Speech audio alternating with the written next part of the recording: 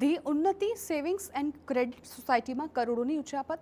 Credit સોસાયટીમાં ₹1.33 કરોડથી વધુની ઉચાપતનો આક્ષેપ. 2 સભાસદ, કલેક્શન ક્લાર્ક સહિત 4 સામે ફરિયાદ. ખોટા દસ્તાવેજો અને બોગસ બેંક સ્ટેટમેન્ટ બનાવી કૌભાંડ આચરવાનો આક્ષેપ. સભાસદોની થાપણની રકમનો અંગત ઉપયોગ કર્યાની ફરિયાદ. લીમખેડા પોલીસે ગુનો નોંધી તપાસ શરૂ કરી.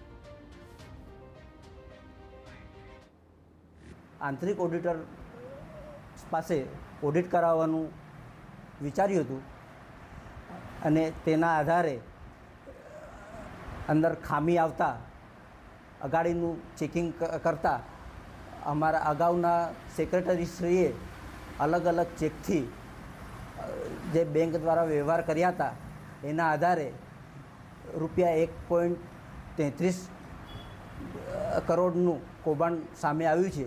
એ ગામોને લોકોની બચત, દૈનિક બચત અને એફડી એ સ્વીકારી અને લોકોને ધિરાણ પ્રવૃત્તિમાં રોકાયેલા હતા અને એમાં ₹1,33,20,102નું અમારા સેક્રેટરી અને કર્મચારીએ થઈને ઉચાપત કરેલ હોય જેની અમે એફઆઈઆર કરાવેલ છે.